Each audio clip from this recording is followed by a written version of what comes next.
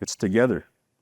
It's us, understanding each other, taking time out of our day to sit side by side, asking really nice questions. How's your day going? How's the family going?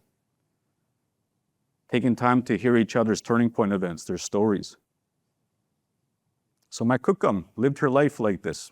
She was very humble, lived in her own home, raised a lot of us grandkids. I was one of them.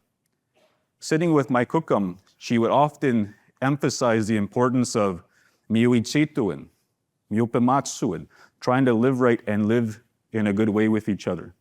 And what that means, it ultimately comes down to respect for one another. And respect for one another, it means that we are all going to be different whether we like it or not.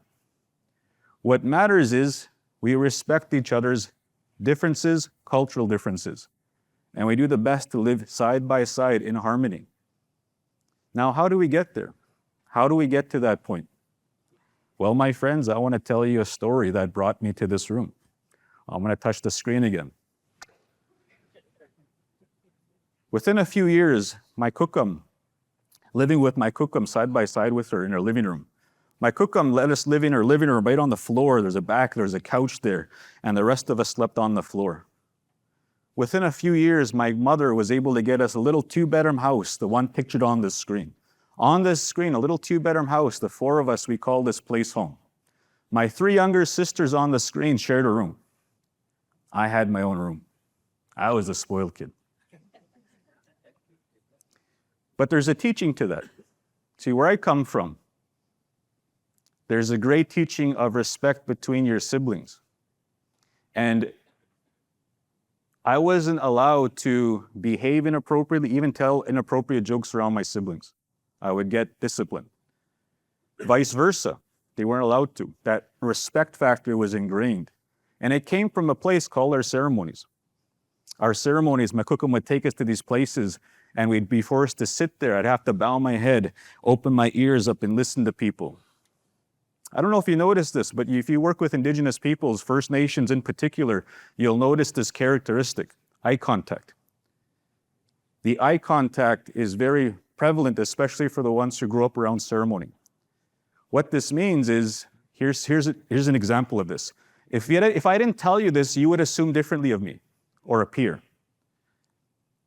In our ceremonies, our culture, if I stare at you and I'm looking at you in the eye, it is one of the most disrespectful things you can do during a ceremony. When I became an adult and I had to come into rooms like this, I had to stare at people.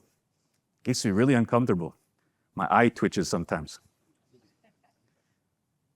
So we have to sit there. We had no choice but to stop what we're doing, bow our heads, and listen.